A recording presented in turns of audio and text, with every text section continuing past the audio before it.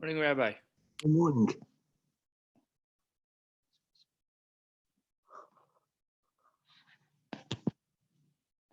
Right. A few minutes and I'll set the other machine up. Okay.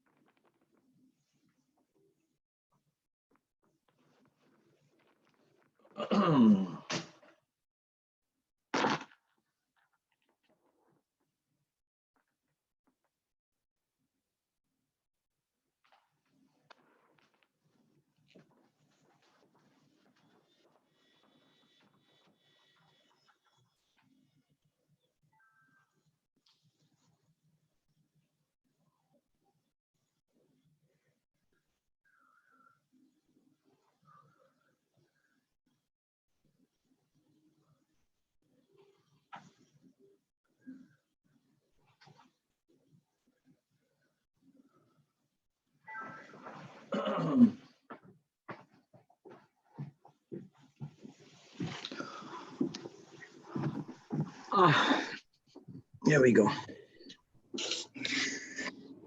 Shalom. Shalom. Good enough. Okay.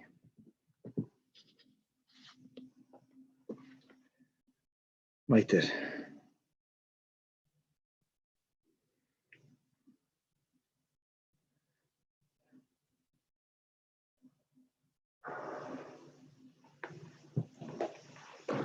My God. No,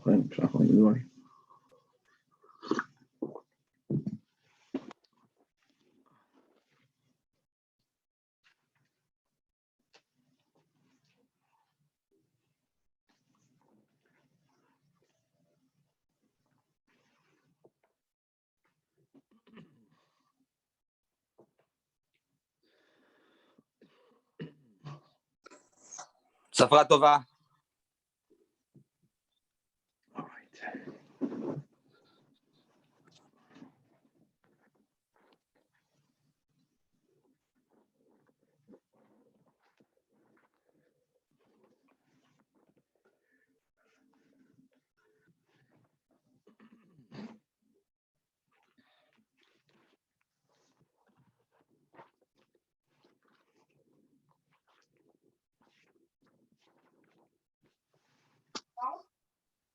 Good morning, Rabbi. Good morning. Master Shlomo. Baruch Hashem, amazing. Life is good. It's good.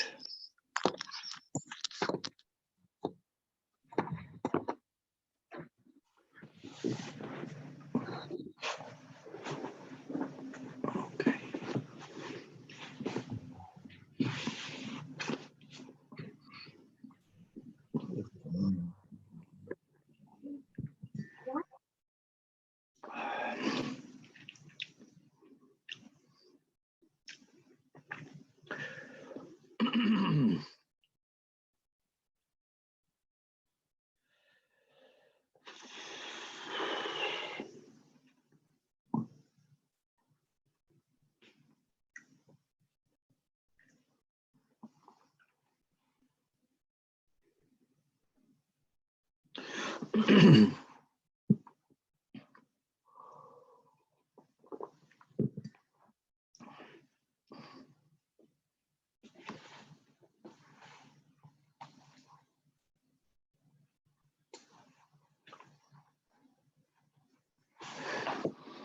All right, Chevra, we're good.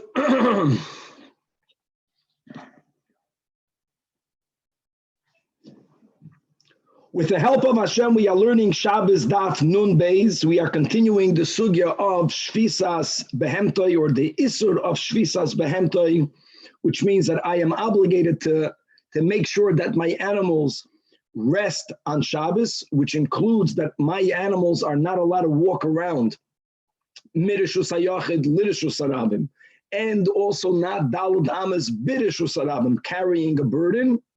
And this Pedic began to define what's the meaning of a burden.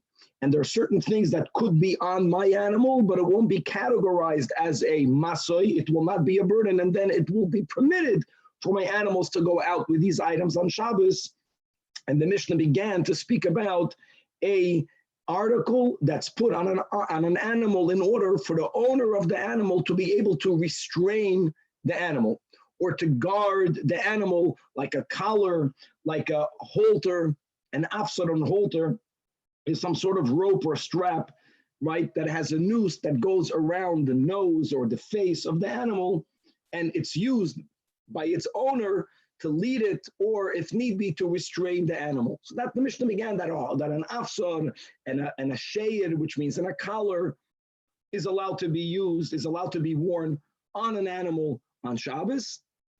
And the discussion that we had in the beginning of the Pedic, and that will continue today, is what happens if you have what's called the niterusa yiserta, an excessive restraint. This type of animal could be led and restrained with a smaller afsar. Does it need a nose ring? You went ahead and you put on it a nose ring. Now, the nose ring works, but it's not needed. So we began already yesterday, Amachloikis. We learned the sheet of Hanania. We learned in our one version that Shmuel Paskin, that the halacha is like Hanania. We're going to have today a machlokes Amoraim about that. We will also be learning various laws of Tuma and Tara when it comes to Kalim. We're going to be learning about Dinei Chatzitza. We're going to be learning, interestingly, about Dinim of rings, Dinim of needles, both as they relate to Hilchas Shabbos carrying and as they relate to Hilchas Tuma v'Tara. We're going to be reviewing a phenomenal concept in halachim, and that's quoting the words of a Mishnah that call hakelim yordin lidei tuma b'machshava. When it comes to dinim of tuma and tara, for something to be susceptible to becoming tamei, it has to be a finished product. It has to be a keli. So the example that Chazal give many times in the Mishnah is if you have a piece of hide, as it is, it's good to be used as a rug. If you want to use it for shoes or for other leather garments, you have to still work it more. So the machshava, just the thought of the balabas decided in his mind, you know what, I'm using this for a mat. As a mat, it's good already, it's a finished product. So that thought brings it down for it to be susceptible, for it to becoming tummy. Machshava works. Now, what happens if after the balabas had that machshava, he changed his mind? He says, no, I'm going to make it into shoes. So the rule is that machshava cannot take away its keli status. For you to actually halachically render this piece of leather into something that's not yet finished, you have to do a physical thing to it, which indicates that you're still going to be transforming it more into a pair of shoes. In other words, it's called the ein oilen mitumasan ella b'shinui maisa. We will see how this relates to the sugya and Daf Nun Beis. We're going to have, at the end of Daf Nun Beis, a new Mishnah that's going to speak about new articles that can or cannot go out with these things on it because of the problem of a burden, because of the violation of Shvisas Behemtoi, and many other beautiful, detailed nuances. As God willing, we will begin the sugya. Okay, so we left off 4 lines from the top of the Amid, Daf Nun Beis. Was after we quoted Shmuel, that Shmuel Paskins like Hanania, that Nitirasa Yiserta is not considered a burden. Yataka didn't need it, but since you're using this to restrain the animal, you're good to go. Now we're going to introduce a new concept. Even if something is being used for restraint or for leading the animal, if this is an article that easily can fall off, just like we're going to learn in next Pedic, when it comes to women wearing certain pieces of jewelry, which by Torah law, they are allowed to wear jewelry. It's like a garment. It's not considered carrying. Nevertheless, in certain circumstances, Chazal, the Chachamim says, if a woman, which normally will show off that jewelry to her friend on the street, if she'll do that, then she might forget to put it back on her finger. She might keep on walking and carrying it. Same concept over here. If something that's put on an animal to lead the animal, to restrain the animal, if it can easily fall off, Chazal were afraid that you might end up carrying it, you the owner, before putting it back on, and therefore rabbinically it's also going to be prohibited. So that's the next topic here. Tana Devei Menashe. In the yeshiva of Menashe, they learned the following brisa. A's when it comes to a goat. By a goat, again, you put an afsar on a goat, but if you will only put this halter, the way you put it on normally on animals, by putting it over their face and nose, because like Rashi says, because of the narrowness of the head of a goat, and because of the fact that goats, they thrash about, right? It's common for it to slip off. In order for it not to slip off, it was common, it was normal. The norm was that you would make shechakak lo bein karnea, that they would make some sort of carved out holes in between the horns of the goat, through which they would insert part of the halter. That would guarantee that it would not fall off. Then yoytze ba'afsar b'Shabbos. Only then can you go out, can this animal go out with an afsar on Shabbos, meaning that if you didn't stick it in between the horns, if you just put it over its face, there, like Rashi, 3 lines from the top of the Amid, here begins to explain that if it might fall off, or it's probable, or even if it's an important minority, it's high enough that Chazal says it might fall off, and so it has to be properly inserted in between the horns of a goat. Now, what happens if you didn't carve out any holes in the horns, but you're not putting it on regularly? You're also putting it through the beard of a goat. That's in between. And Rabbi Yosef explains, if the animal is going to try to loosen itself off this halter by thrashing about, it's not going to go so easy for the goat. Why not? Because whoever has a beard knows it hurts when you pull the beard, because it's going to pull on the beard, so it's going to stop the goat from thrashing about, and therefore it won't slip off. It lowers the chances, and therefore you are allowed to have your animal go out with this afsar. It's through the beard. Sometimes it will become loose by itself. It won't cause the goat pain. And then, like we said, he thrashes about and v'nafel, and it might fall. It's not as secure as it would have been had you put it through the horns, and therefore there's the rabbinic fear of and therefore it should be asir. That's Rabbi Yosef's baya, and Hadis the Gemara says, Teku, the baya stands, and also Tishbi Yataretz, Kushyas Vabayas. Continues the Gemara back to the discussion of excessive restraint. Tanan Hassan, Ritsuya,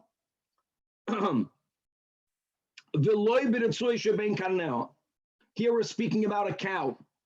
A cow cannot be taken out on Shabbos if there is a strap in between its horns.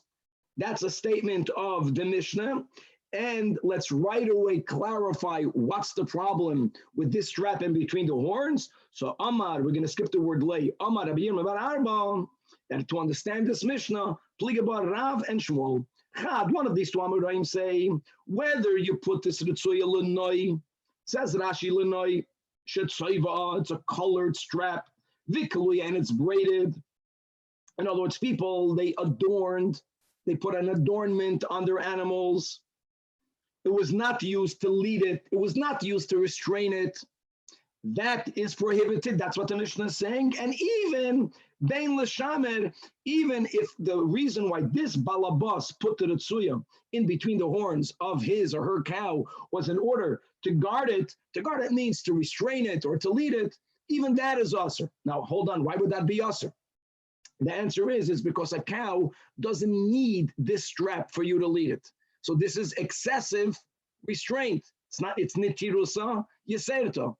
The Rav is Chadomer, we don't know which one. One of these two Amoraim evidently hold that nitirusa yeserto is no longer in the heter. It's not considered permitted. However, one of these two Amoraim say, no, if it's takalunayich ben moida. And why am I moida?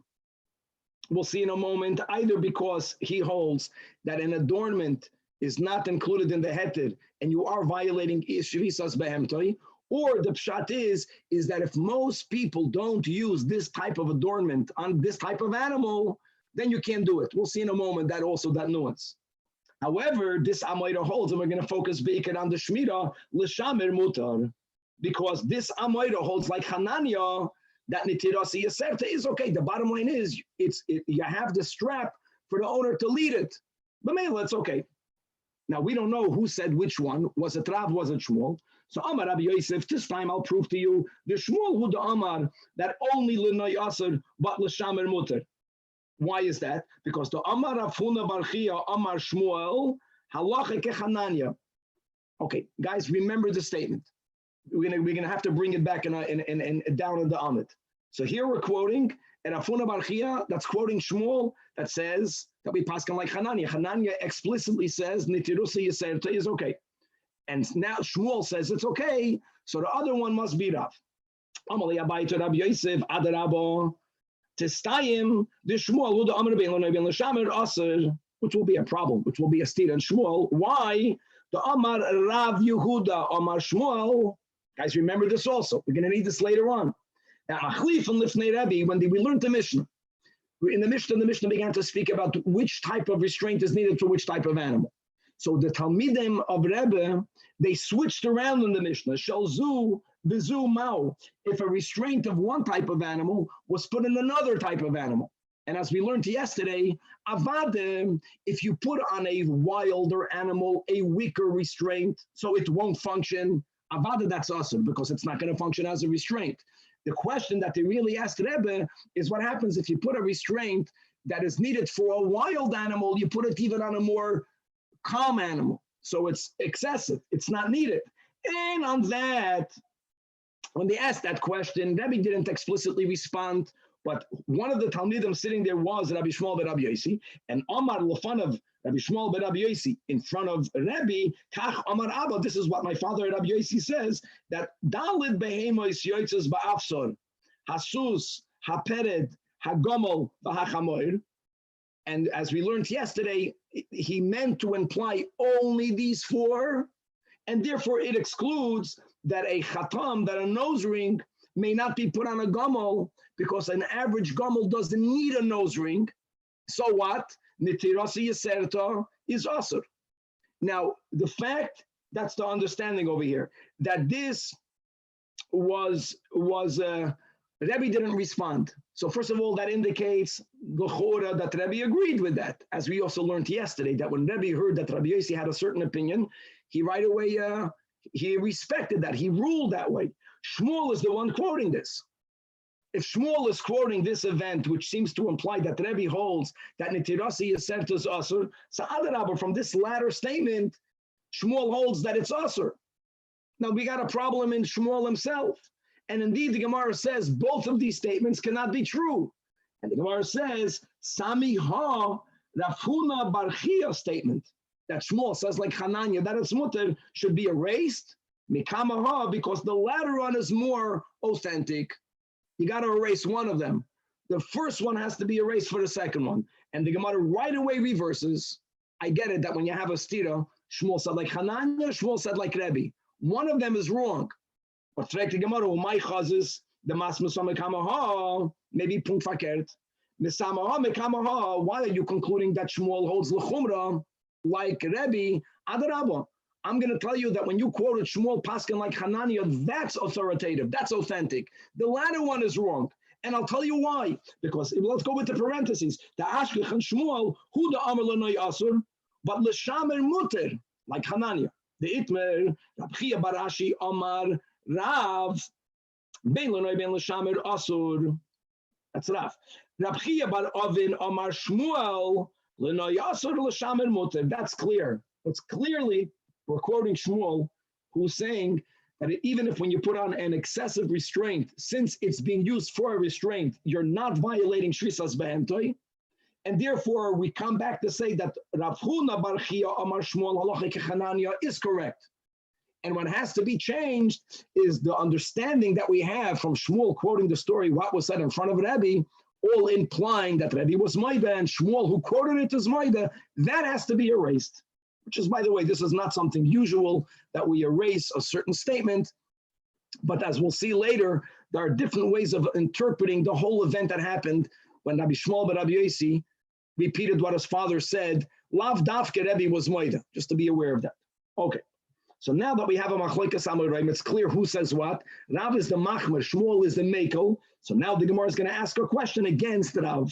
Says the Gemara, Meisvei, I have a question on Rav. It says in Abraisa, here we're speaking about the owner of a para aduma. And one of the unique laws of a para aduma is, the Torah says that it may not do any work, loy alo oil. So now stating the Abraisa, ksharbalel bim moiseira, if the owner put on it a leash and a halter, sheda. Still get it's not considered an oil. End of Braisa. Now, think about it. A moiseda is not needed for a cow. Cow is a very calm animal. So this is excessive restraint. Now think about it. If excessive restraint like Rav is considered a burden, a masoi, and by Hilchas Shabbos, you're violating Shvisas Behemtoi, so then this should also invalidate the whole paraduma. Because you put a masoi, on the parad, like Rav, masoyu, stetich in chukas, asher loy Allah oil amarachmana, and a masoi is like an oil. So therefore, Amar Abaye, that this braisa is only b'maylicha me'ir le'ir. When do we say that a cow doesn't need to have this halter? That's when you're taking it to its usual place of pasturing, says Rashi. There, you don't have to do anything. You have to walk ahead of your cow, and then the cow follows you. But if you're taking a cow to a new place, the cow doesn't want to go there. There, you have to put on this halter in order to sort of say restrain and to guide for the animal to go there. Whenever it's needed, so then it's not called a masoi, and therefore it doesn't invalidate. A second answer, Rava Amar, Shani Padaya Shedomel Yukarim, Didomel Yukarim, that you're right. Normally cows, the balabatim, the owners don't put on them halters because they normally follow them without anything. But here you're speaking about a paraduma. What's the Maisa in Kedushin? How much money did they end up paying for the paraduma? Or were they willing to pay for the paraduma? So because when you have something very expensive, it's common for you to take extra precautions. And Ravina Amar, the third answer is that Dimayredis, that a paraduma, whether it's this paraduma, the Sfasema says that all paradumas are rebellious because the fact that the balabas doesn't allow anything to be done with the para, it's like when you have a kid, the kid has to let out steam, they have to run around. If you tell you can't do this, you can't do that, they rebel.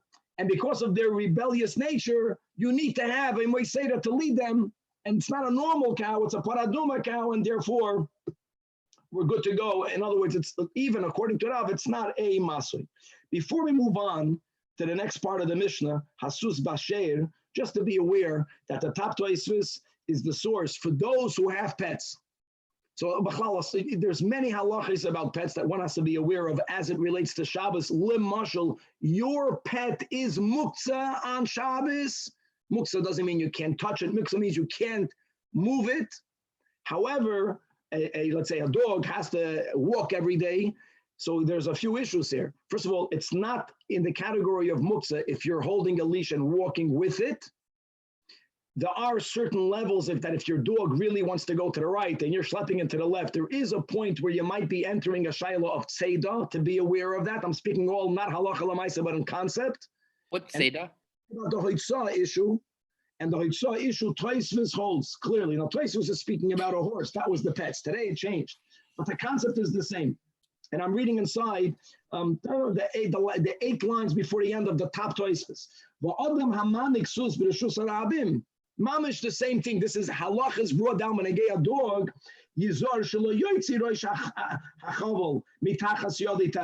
So you're having today, you don't have a halter, but you have a collar, right, on a dog, and through it goes a leash, collar leash. So when you're holding the leash, first of all, it's not considered that the dog is carrying. It's not hoitzah.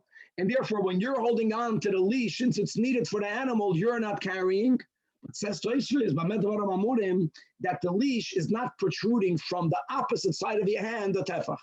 In other words, I hope you can see, if the dog is in front of a person, well, the dog is the greatest leader. The balabas is running after the dog. So the leash between the dog and the balabas, we're not talking about that. That can be 1 meter, it can be 1 foot, it can be 10 feet. But when it goes into your hand, if you're going to have excess of the leash going out from the other side of your hand, that's not needed. That will be considered carrying. How much excess is not allowed to go out? 1 tefach. That's Tosfos over here. Then Tosfos says another detail. The leash cannot, when it goes to your pet, it cannot sag down and get within 1 tefach from the ground. It's called mechse kamasoi.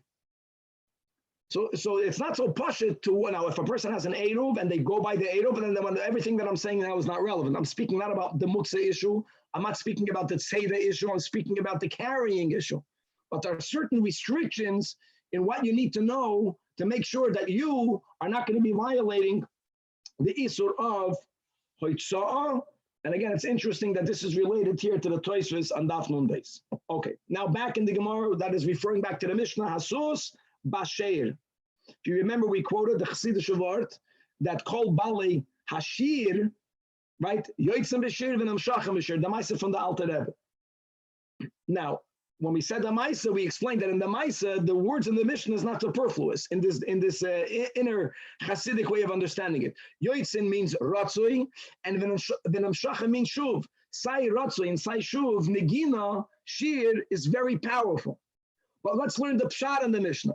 If the Mishnah is telling you that a horse can be led with its collar, so why does the Mishnah write yoitzin v'nim shachim? It almost sounds like it's superfluous. That's the Gemara's kasha. My yoitzin, my nim shachim, does it not mean the same thing? It literally means yoitzin means to go out, and v'nim shachim means to pull. The point is that my animal is not violating, I am not violating Shvisas behemtoi, because the animal is not carrying a masoi, it's not carrying a burden. No, it needs to have a collar and a leash. So Amar Afuna. So there's 2 ways of understanding the Mishnah. Afuna says, Oy yoitzin keruchin, oy nimshachim. It's 2 separate things. Now the nimshachim is the lesser chiddush. Nimshachim means that you have a collar. The collar is not tightly wrapped around the neck of the horse, allowing you, some of the rope is loose, so you can now pull it. That is permitted because that's needed to pull a horse. Keruchen means that even if the leash of the collar is completely wrapped around the neck of the horse, it's not going to help you lead it. It's not going to help you restrain it because it's around the neck tightly. That is also going to be permitted. Now, hold on. Why would that be permitted? So says Rashi, I'm reading inside the Rashi, Bilenoi Nami or Chayuhu, since it's common for people to adorn, to make their horses look nice, is by putting the collar and the leash wrapped around their necks. So Linoi is another heter. That is Rav Huna. Shmuel disagrees with that. Rashi, the way Rashi learned Shmuel, it's not that Shmuel disagrees with the concept of Linoi. No. Shmuel holds that it's not common for horses to have their collar and leash completely wrapped around their necks, disallowing its owners to lead it if they have to. Since it's not common, they don't do it stam l'noi. Since it's not a common adornment, that's why Shmuel holds that tightly wrapped is asur. When the Mishnah said yoitzin, it was one statement, yoitzim nimshachim. You are allowed to wear it if the leash is not tightly wrapped around, allowing the owner to use this to lead it. But if it's going to be completely tight around the neck, Rashi says, since since it's lav urcha for horses to have this type of adornment, that's why it's going to be us. The Gemara goes weiter to say, we found a braisa. There it says, yoitzim keruchim limashich. It's like an in-between. Fully wrapped around is asur. However, the leash doesn't have to be protruding out. You don't need that. As long as it is loose enough, Rashi says, keruchim berevach. It's wrapped, but berevach. That the owner can stick his hand in if he has to chop the horse, to direct the horse. That's considered enough for you to view this as an article that was put to restrain and to lead, and therefore it's mutter. Okay, now, Amar Rabbi Yosef, Chazin Alahu, we saw Leigle de Beirav Huna, the calves, by the way, unlike we just learned above about the cows, that cows, not a paraduma, not a rebellious cow. A cow doesn't need to have anything around it. An egel is a young cow, a calf needs. So we saw that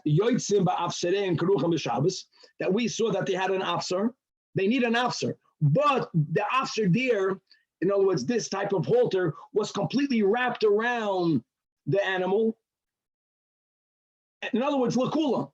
That it served really lenoi. It really wouldn't help you because it was tightly wrapped around. But nevertheless, we saw that Rav Huna obviously allowed for this to be worn.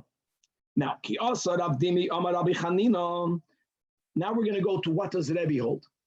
Now I'm going to call this Rav Dimi Amar Rabbi Chanina case number 2. Case number 1, we already learned above in the Amid. I'll repeat case number 1 in a moment in order to get the Gemara easy.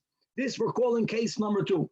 When Avdimi came from Eretz Yisrael, Amar Rabbi Chanina, he quoted Rabbi Chanina, who told Ravdimi that Muloi shall base Rabbi, that the mules that belong to the household of Rabbi, Yoitzin ba'afsereim b'Shabbos, they went out with their afsereim b'Shabbos, and he didn't clarify, was it like they maybe did not need an afsar was nitirasi yaserta, and Rebbe is like Hanania? Or was the story to indicate that those afsereim were tightly wrapped around the necks of the mules? It only served as lenoi. It did not help you to nimshachim, and that was the heter, that was the leniency of the story that the Rebbe held, that even lenoi is mutter. That was not clear. When Avdimi came into story, what happened? Was it keruchim? Was it only wrapped?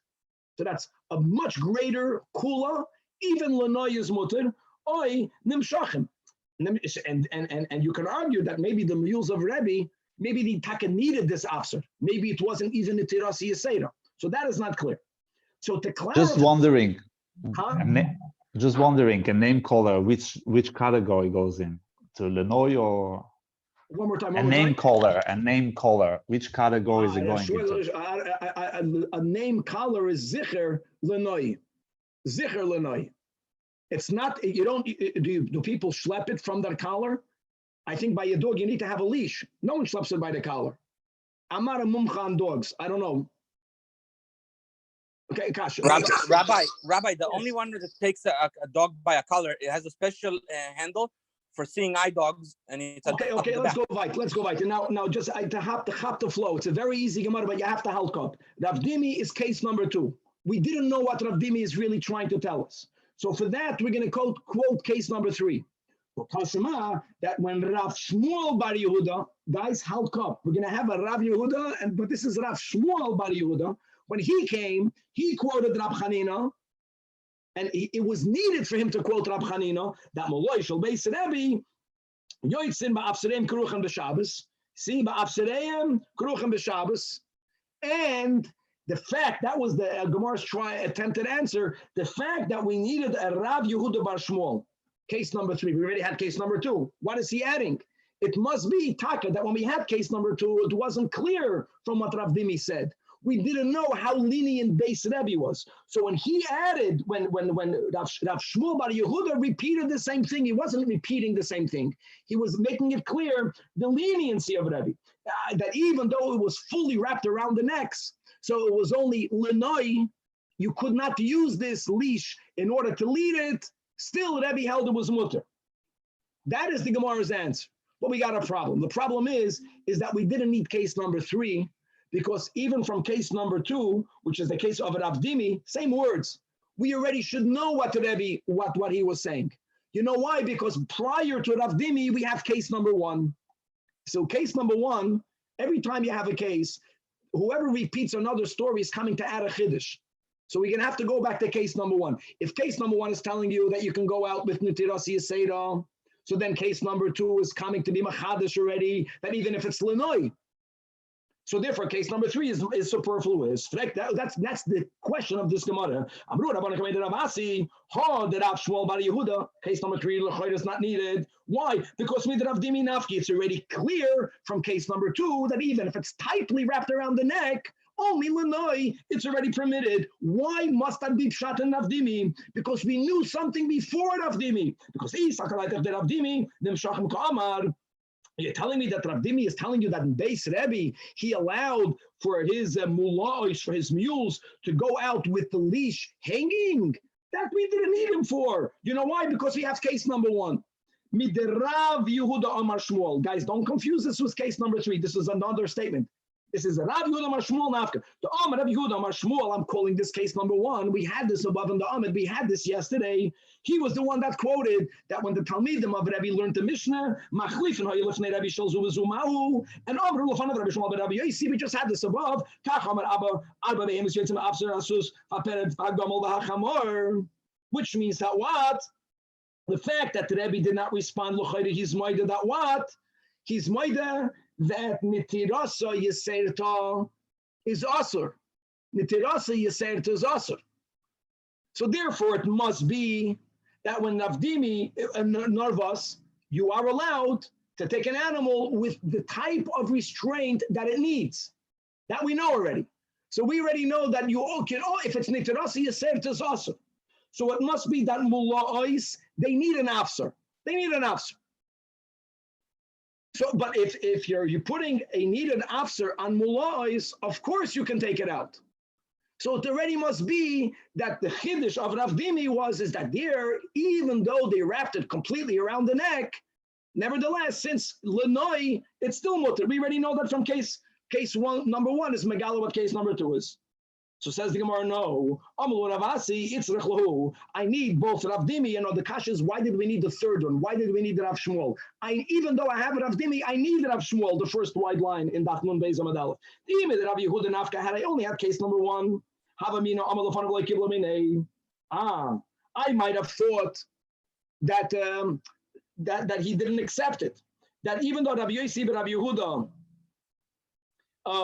even though Rabbi Shmuel but Rabbi Yosi who's quoting his father is implying, I'm sorry, I take that back. There we see clearly, we see from Rabbi Shmuel but Rabbi Yosi that a halter can be put on a donkey and therefore on a mule. We see from over there that you can put a halter. So that's why Rav Dimi is not only you can put a halter, you can have it wrapped around the neck. So he says no. Maybe Rabbi Shmuel was quoting his father Rabbi Yosi that you can put a halter on a donkey, but maybe Rabbi did not accept that. And why would Rabbi not accept that? Because maybe Rabbi will hold that on a donkey, a halter is excessive, and maybe Rabbi will hold, not like Hananya, maybe. And therefore, for that, you would Kamashmal under Rav Dimi, that's the second line in the wide lines, that you could use it. But if he only would have had Rav Dimi, if he would not have had Rav Shmuel, if he wouldn't have case number 3, I would say Hanamili, Nimshachim. Okay, that you know what Rebbe holds. Rebbe holds that even though it's Nitirasa Yeserta, you can put it around your mule as long as the leash is hanging out. So at least you can lead it. Avol Keruchim Loi. So Kamashul and the Rav Shmuel Bar Yehuda. So case number 3 is needed. Bottom line is that Rebbe is lenient, and he holds that if this type of restraint is on the animal, even if it's wrapped around the neck, as long as it's common for owners to have these halters fully wrapped around the neck. L'nai, Rebbe holds that you are allowed to take it. So learns Rashi in this Gemara. Okay, then the Mishnah continued. Then we're speaking about a shiur, and the Mishnah says umazan aleim. Now, as we explained, guys, don't forget that an animal doesn't become tamei. The only living being that becomes tamei is a human being, a yid. Now, if the halter, if the leash, if the collar became tamei, if it became tamei b'tumas meis, one of the things you have to do is you have to sprinkle on it the ashes of the red heifer. So you would think that you have to take it off the animal. So the Mishnah says, umazin aleihem. No, even when it's on the neck of the animal, you can sprinkle the ashes of the red heifer. We explained yesterday the Chiddush, and the final din of the Mishnah was that the toivlin b'mekaimon, when you want to toivel it, you don't have to take it off the neck of the animal. You can lead the animal under the water, and automatically the shiur goes on. Just to add, there are other Hasidic Rebbes, this is already from the Gerer Rebbes, that they continued the Torah of Kol Balei Hashir. And they said, umazin alei, umazin is meloshen parnasa. That when a yid is besimcha, when a yid is filled with shiur, umazin hate parnasa. And not only that, when a Jew is filled with simcha, but toivul and b'mekaimam, we become purified. But back into the nigla, back into the Gemara. So remember, the fact that you have to purify them, the fact that you have to toivul them is the charaya, remember, the b'nei kabulei tumaninu. That you are saying that these collars are shayach, it's a ring around the neck, that they can become tamei. How can that be? We're going to learn a whole amid, God willing, of Hilchas Tum and Tara, Machayev, Atrami learned in the Mishnah Kalim, Tabas Adam Tamei. Ring of a human being is tamei. Means it's capable of becoming, it's susceptible, it's a keli. But tabas behema, a ring of an animal. You know what a ring of an animal would be? A collar. It's a ring for the animal's neck.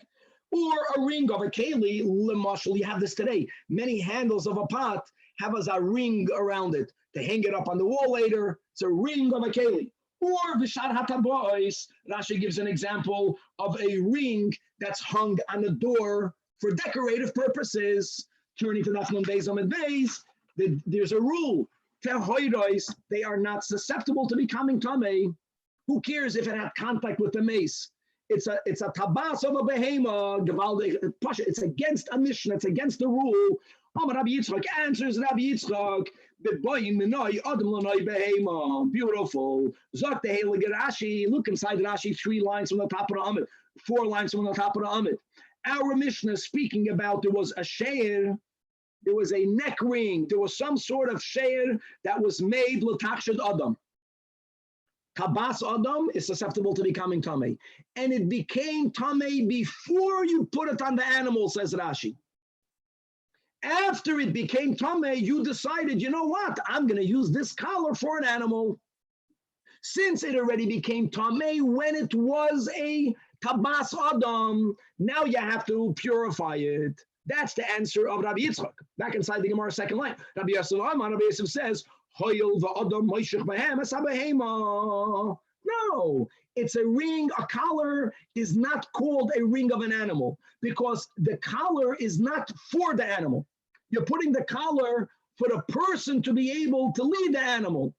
Anything that's made for a person will classify this as a keli, as a tabas of an adam. And Milay Tanya, this is a raya, did we not learn? If you have an animal staff made out of metal that's used to prod the animal, then it's mekabel tuma. But hold on, it's a staff for an animal. So my tam, it's a keli of an animal. The answer is, since it's made for a person to use the makel to drive the animal is on the recipient end. He's the makabel, but who's the mashpia? Who's using it? The person is using it, and therefore it's called a keli of an adam. Hachanami, a shiur of a behema, even if it was not made l'noi adam. Stam, it's called a keli and a tabas of an adam, and it is susceptible to becoming tamei. We're far from done. Now, so that's the last words in the Mishnah. Asks the Gemara, there's a chatzitza. It does it's wrapped around the neck of the animal. Doesn't the neck interpose the waters of the mikvah and the shiur? So Amar Rav Ami b'sherichton, that you hammered it out. Hammered, that means you widened it in order for the neck of the animal to loosely go into it. It goes loosely around the neck of the animal, so the waters do go in between it. Says the Gemara, if this is what Rav Ami is answering, l'chora, to the topic we just had above, Rav Ami has to learn like Rabbi Yosef, like we mentioned, that it's lechatchila considered a utensil of a person because it's made for a person to leave the animal. Because if Rav Ami were to subscribe to the answer that we had above of Rabbi Yitzchak, what did Rabbi Yitzchak say? That the shiur that we're talking about that needs to be sprinkled, that needs to be toiled, started out with boyin minay avlei behema. And what did we learn in Rashi? First it was for a person, then it became tummy. Now you used it for an animal. But if you had to hammer it out, shenitchan, so now you made a physical shinoi in this keli. Once you make a physical shinoi in the keli, now l'cha'ura, you should change the status of the keli. Now it should go back to be a tabas behema. So it b'chlal is not tummy. Given the ritchan frek the Gemara means that you did something, you hammered it out. Once you do a maisa to a keli, it was used for A, you want it for B. And it's not only you want it b'machshava, you didn't just designate it, but you did something to it. The rule is, parcha lo tumah minayu. Now the tumah should no longer be here. Why would the tumah not be here? Because now it's a kelei, a tabas behema. If you wouldn't do a maisa, I wouldn't have this kasha. But now that you're telling me it's b'sheditchan, not like an answer we'll have later that lechatchila, this collar has holes, or lechatchila, it was wide. No, it was very tight. You changed it. The Tanan, this is a Mishnah in Kalim. We spoke this in the intro. Kol ha-kalim yordin l'dei tumah b'machshava. So the example that we give here, you have a leather mat. That means you have a hide. You already did enough ibud oiros that it's already good for a leather mat. That means it's a final product. If it's a final product, it's could be mekabel tumah. We don't say by pshute leather. We say that by kliyates. It's good if it's a final product. If you are a shoemaker, or you want to sell it to a shoemaker, or for any other type of usage for which this piece of leather needs more avodah done to it, then it's not a finished product. So the Mishnah says like this: if we don't know what it's going to be used for, but you decide I'm using this for a mat, so then it's called yardim l'dei tumasan. Even though you didn't touch it, you just made a mental decision, a mental designation. It brings it down to the status of it being susceptible to tumah. That's why it's called the yerida. However, what happens that if you said, no, I'm going to make shoes out of it. I'm going to make a belt. I'm going to sell it to people who make belts, or many other options. Just because you had that b'machshava too late, if you want to bring it up from its susceptibility of tumah, or even more, even if it became tummy, and now you want for the tumah to automatically leave it because you are removing keli status from it, machshava is not enough, but maisa is enough. And here there's a shinoi maisa, because you hammered it out. So now it's not we're not refuting Rav Ami, we're just trying to imply that Rav Ami must learn like Rabbi Yosef. Says the Gemara, no. Shavallah, I'll tell you, Rav Ami can learn like Rabbi Yitzchak. You hammered it out. But he learns like the Tana Rebbe Yehuda. Rebbe Yehuda doesn't refute the concept that ein oila mitumasan elo b'shinoi maisa. But he limits the shinoi maisa. Maisa l'sakein. If you do a destructive action and that removes its keli status, you destroyed it. Like you had a bowl and you made a hole. You did a maisa that destroyed it. Now it's not a keli. But any maisa l'sakein cannot take away its tumah status. You made it better. Maisa l'sakein is not a maisa to remove tumah. Lav maisa to remove tumah. The Tanya. Now this we don't find in Mishnahs, but this sheet of Rebbe Yehuda we find in a brayso. Rebbe Yehuda, so if you follow and he follows Rebbe Yehuda, he can even touch the Mishnah like the Amoyre Rabbi Yitzchak. Beautiful. A third answer to the question of chatzitza. I take that back. A second answer to the question of chatzitza, either Rav Ami b'sheditchan or b'masmisa tana b'mecholalim. The collar is filled with holes. So yeah, you didn't have to touch it. Everything is it's simple.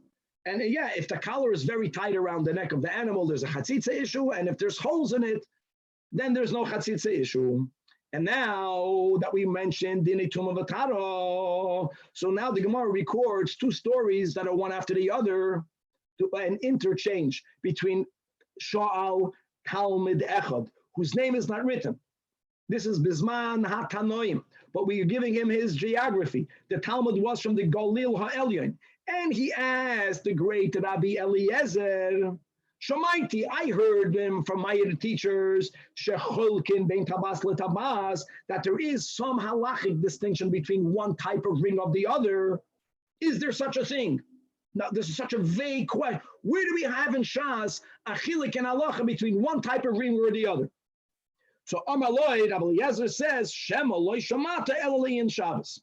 By Hilchas Shabbos, there is a difference between one type of ring and the other. And Rashi, 6 lines before the bottom of the narrow line, says, what's the din? Din a hoitzah. So Rashi speaks about a ring that has a choisam. It's a seal ring. Ooh, a seal ring is not a tachshit. If a person wears a ring with a choisim and he goes outside, he's asadoi raisa, chayv chatos. If a person has a ring without a seal, even in the cases where a woman might take it off and show it off to her chavrita, all that is an isur d'rabbanan. So that is, yeah, you heard there's a difference. I know that. For Hilchas Shabbos, a ring with a seal, a ring without a seal, will make a difference whether there's going to be an isur d'oraisa or only an isur d'rabbanan to go out with it to the Rishus HaRabban. But adds Rabbi Eliezer le'inyan tuma, for Hilchas Tuma, throughout the whole Shas, all of the rings are the same. That's what Rabbi Eliezer says. Now, we just ourselves learned it's nisht. We just learned the Mishnah and Kalim, right? What was the Mishnah we had on Daf Nun Beis? Tabas Adam is capable of becoming Tamei. Tabas Behema, Tabas Kalim are not even capable. So how can Rabbi Eliezer say that there is no choilkin bein Tabas le Tabas le'inyan Tuma? Frek the Gemara le'inyan Tuma David da Achasi ve'hotnan Tabas Adam Tameya Tabas Behema Kalim v'sharat habois, like a ring in the door, right? The first white line to hoirois. So the Gemara clarifies what Rabbi Eliezer told the Talmud. Ki ka'amar lei iu nami the Adam ka'amar lei. We quoted the story. The Gemara is not giving a doichik. The Gemara is telling you that when he asked Rabbi Eliezer, he clearly told Rabbi Eliezer, by a tabas adam, is there also a chilik by Tuma? He says, no, for Tuma, by tabas adam, everything is the same. But this is not good enough. The Gemara, no? Another law of Tuma Vatara. Tabas sheiskina lachker ba masnav, a ring that's used for you to girdle your loins, in today's English, a belt buckle, a ring on your belt, or lakasher ba ben seifov, a ring that's used to tie the sleeves between the shoulders. So they had very wide shoulders, a very wide sleeves, and here, if you can see near the top of their arms, lower than the shoulders, near the shoulders, there would be on the garment a ring, and if they would have to roll up their sleeves, today we fold them up, they would put it under that ring, and the ring would keep the sleeves up. So it's mamash similar to the ring of the belt. So the Mishnah says that tohoira means if the belt became tamei, if the shirt became tamei, of course the ring is part of it, it becomes tamei with it. But if the ring was taken off the belt for a moment or taken off the shirt, and then the ring had contact with a source of tuma, it doesn't become tamei. Makes sense. You know why? Because it's not a ring of an adam, it's a ring of a keli. So if it's taka, you get that? If it's a shirt, it's going to become tamei. If it's a belt, if it's separated, so then we say it's not, this tabas cannot become tamei.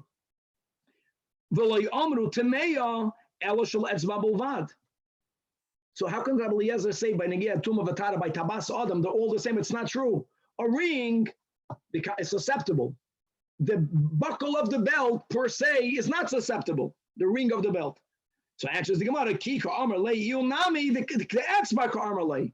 It fits. By Shabbos, 2 rings of a finger. B'chaisam, Shaloi b'chaisam.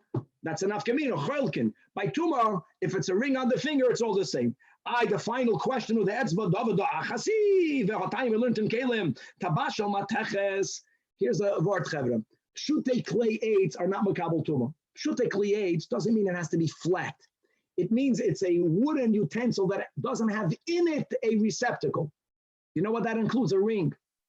Now, there were rings that were made out of metal. Metal is makabel Tumah, even flatware.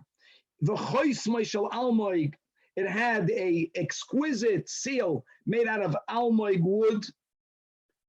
but we don't call this a wooden ring, it's a metal ring. Tameya, says the Mishnah. But if ki shel almoi, but if the ring is made out of this fancy wood, even though the sail is made out of metal, we don't look at the chosim, we look at the ring. So it's a wooden ring. A wooden ring is pshutei klayetz, it's tahira.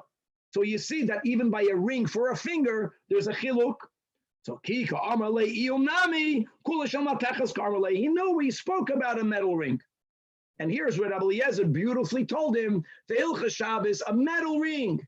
There's a difference with a chosim, without a chosim.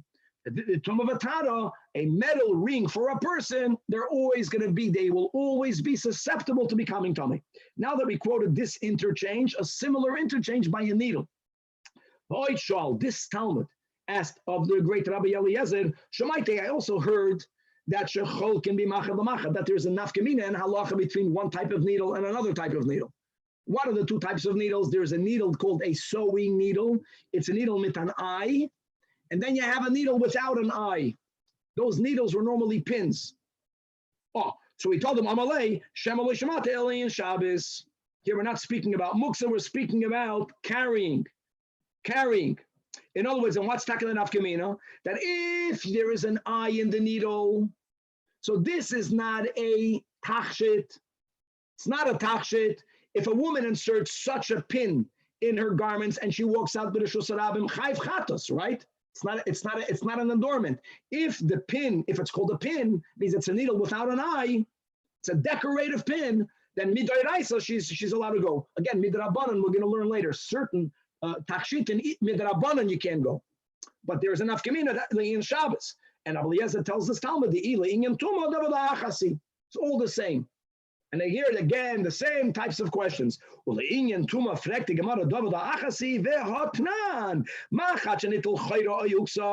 you had a needle, if either the hole, the eye, or the uksa, or the sharp was removed from it, it's tahira.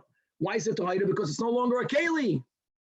So there's enough kamina whether the needle is functional or not.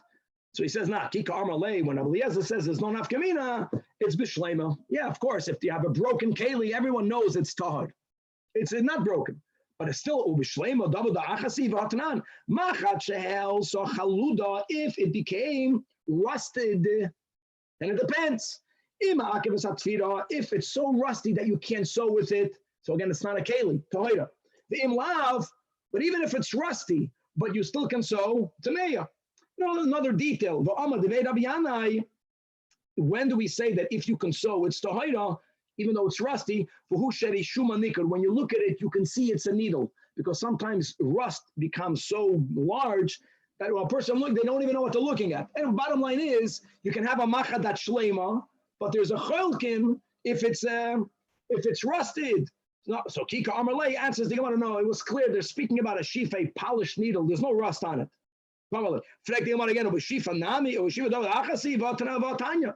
Machad bein ukuva bein she'ein ukuva, mutal taltal b'Shabbos. Whether there is an eye or whether there's no eye, this brayso, my friends, is not speaking about hoitzah. We're speaking here about muksa. A machad will never be muksa on Shabbos. You know why? Because a machad with an eye, without an eye, can be used to take a thorn out. It's called muchan. However, when the Braisa says, when does it have to have an eye? Only for the laws of Tumah. Implying, if there is an eye in the needle, then it's tummy. If there's no eye in the needle, then it's not even susceptible to becoming tummy. There is enough kamina in the Tumah Braisa. Says Gemara, no, you don't understand the Braisa. Hatirgma, Abai already attached the Braisa. I'll leave it according to what Rava told him, that the Braisa is speaking about big golme, a pin. If this is the final product, a pin means with no eye, of course it's a keli and it's susceptible to becoming tummy. However, if you have a needle that you want to make it into a sewing needle, now it's a goylam, means now it's not finished. You didn't yet, you the maker of the utensil, you didn't make a hole yet, you didn't make an eye yet. Such a keli is not a finished product. Of course, such a keli is not moksha l'kabel tuma. That wasn't the question of the Talmud.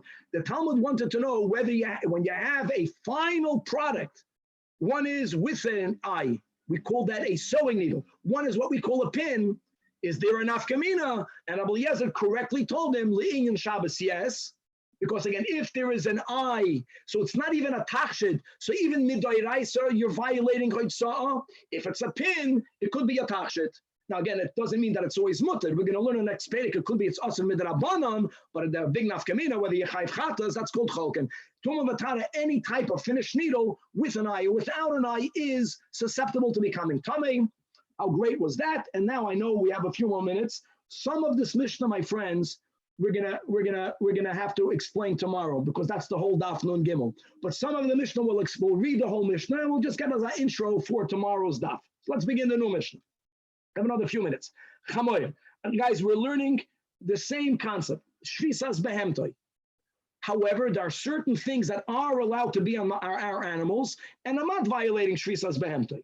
So we spoke in last Mishnah about halters and about collars and about leashes and about nose rings. These are all articles either that are used themselves to drag the animal or through which you put a rope, and with the rope, right, like a leash. Now a saddle. Also, it's similar. In other words, a saddle is used. Is a saddle called carrying? Is it a masui or not? Says the Mishnah Chamoir, yoitze b'mardaas. Mardaas is a cloth saddle. When bisman shehi keshurabai, only if it's affixed to the animal, and we'll see in the Gemara why. So a lot of what we're learning now is just an intro. We're going to have to review the Mishnah tomorrow. Next case, the charam are males, right? Rams. Chalavim, that means male sheep. Yoitzim levuvin. The word levuvin means attached, right? Liba, lamavich, love. They can go out attached. We'll see what it means. Rechelos are used. Rechelos are females. Here the Mishnah gives three statements. I'm going to have to learn tomorrow what they mean. They can go out. Shechuzais means held. They are allowed to go out. Kavulais tied, and uchevunais fastened. We're going to touch this tomorrow. Right? Let's just go right. Now let's speak about goats. And what about goats? We're speaking about female goats that have udders, and there was something that was used to tie their udders shut. Is that considered a masoi? So the Tanakama holds that hoizim yoitzois tserurois. They are allowed to walk out with those garments that were used to tie their udders shut. Now this we'll begin learning today. We have 2 minutes, which is all what we need. Look inside Rashi. Very important, 4 lines before the bottom of the Amit. Rashi says there were 2 reasons why they would tie the udders of goats. Tserurois dodehen. Dodeyim tserurois, that they would tie up their udders. Be'amim, sometimes you did it liyabesh. Liyabesh means to dry it out. What does it mean? Shemahatkin, that it was tightly tied there. Kedei shelo yichlevu oid. If you tied their whole udder shut, it stopped these animals from creating milk. Why did the owner want for these ism not to have milk? Because then they'll get pregnant. Because many animals, when they're nursing, don't even get pregnant. That's called a yabish. Or another, included in this first reason, if the animal is not giving off milk, by milk, the animal is giving out its koyach. If you want to fatten up the animal, you want it to be fat, so you would tie it up. That's one reason. There's another reason. You're tying it up for the milk. Hold on. If you're tying it up, it doesn't allow the milk to leave. That's exactly what it means. You don't want to lose any milk now to have less milk later. You don't want it to drip out on the ground. So therefore, it was tied in a different way. One was probably tied on the bottom. If you want to dry it out, you would tie it up on the top. But both reasons justify. So holds the Tanakama. Back in the Mishnah, 2 lines before the bottom of the Amid, the Tana Rabbi Yossi says that everything that we mentioned in the Mishnah is Asur. The only thing I agree with is with Rechelim, and even with Rechelim, only ha-kivunais, only that are fastened, that we'll have to explain tomorrow. Rabbi Yehuda is going back to the Izim, Tanakama, like we learned, Rashi holds, no matter for what reason, it's okay. Rabbi Yehuda says it depends. Izim, yoitzim, tserurais, only if it's liyavesh, if you put on these tying your kalim in order to dry them up, like Rashi says, either to get pregnant or for them to get fatter, then it is okay. But if you put the tying on the others, l'chalev, because you want to milk it later. You don't want this A's to lose any milk. Latana Rabbi Yosi, that is Asur. And God willing, to be continued.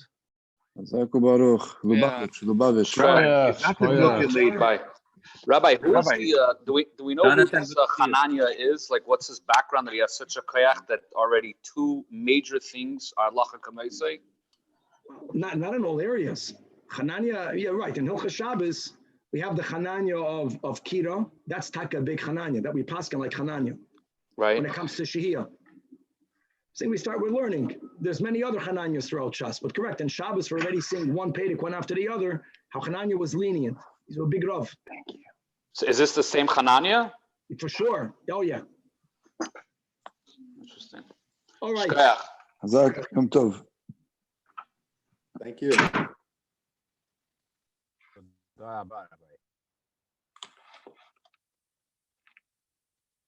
really look like Abba. Terrible. I This did. is how we really look like. Isn't that clear? But I have more.